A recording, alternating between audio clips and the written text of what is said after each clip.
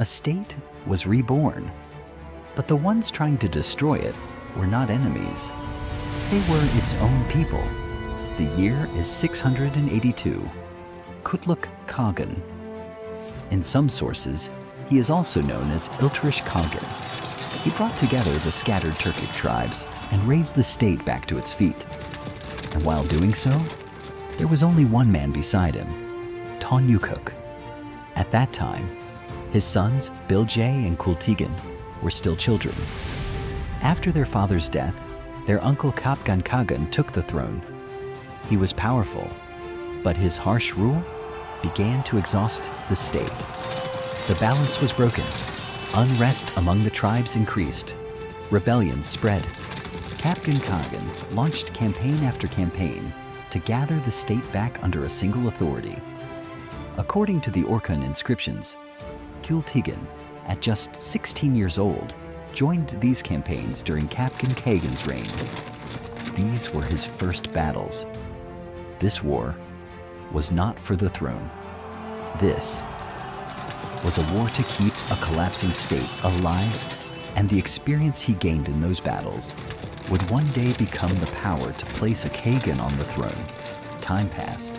Internal conflicts grew. Khagan launched a campaign against the Bayır coup. But on the way back, he was ambushed and killed. The throne was left empty. His son, Khagan, who succeeded him, was a different problem. He was not strong.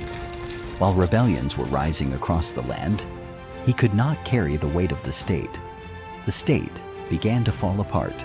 Chinese sources, ancient chronicles record this turmoil and power struggle within the Göktürks. The Turks had risen again, but they had not yet learned how to stand. The year is 716.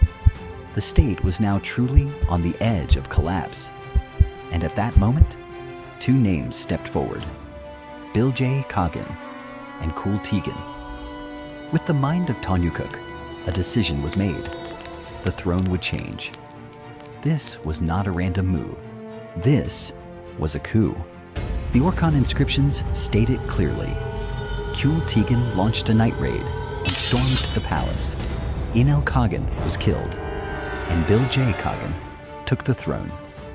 This was not just a change of rulers. The state was saved from collapse, but the problems did not end. Rebellions were still ongoing. The Oghuz, the 9 Oghuz, the Turkish, the Chronicles. Some formed alliances with China. Some sought independence. In the Tonyukuk inscription, it is clearly written, the Turkic people were scattering. So the decision was clear. First, the inside would be secured, then the borders would be drawn. Kül Tigin marched to campaign. Fast, ruthless, decisive. The rebellions were largely suppressed. The state was once again gathered under a single center. And at that very moment, the true balance of power revealed itself. China, the Tang Empire, on the throne. Emperor Xuanzong, and along the borders, Tang generals stood ready. Among the commanders mentioned in the sources were names such as Xuene and Guoyuanjian. Chinese chronicles clearly state the rise of the Turks once again was seen as a threat.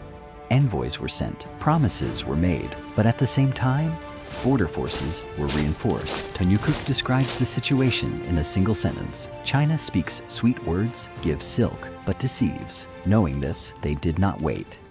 A decision was made. Bilge Khagan remained in command. Tonyukuk planned, and the army was given to Kül Tigin. This was not a raid. This was a campaign to demonstrate the power of the state. The first major encounter took place along the border. The Chinese army formed ranks, infantry, archers, defensive lines, but before them stood the most dangerous force of the steppe, speed. Kül Tigin attacked in waves. He struck, then withdrew, struck again, and withdrew again. The formation of the Chinese army broke. Their lines collapsed. Tang sources downplay these battles, but the Orkhon inscriptions speak clearly. We shattered the Chinese army. This was not just a victory, it was a message. The Turkic state had returned. Inside, the great rebellions had been suppressed. Outside, the balance had changed. And behind this power stood three men: the rule of Bilge Khagan, the mind of Tonyukuk, and the sword of Kül Tigin. This struggle was carved into stone, immortalized in the Orkhon inscriptions, because this was not just an era, this was a rebirth, and the harshest face of that rebirth was Kül Tigin. Böreği tek daldı ordular içine!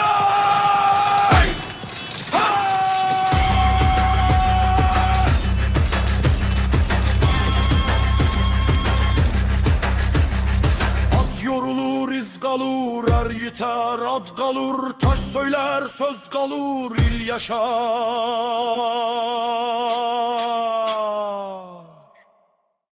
Öt Tengri yaşar, kişi oğlu kobölgeli törmiş. Er öler, il yaşar!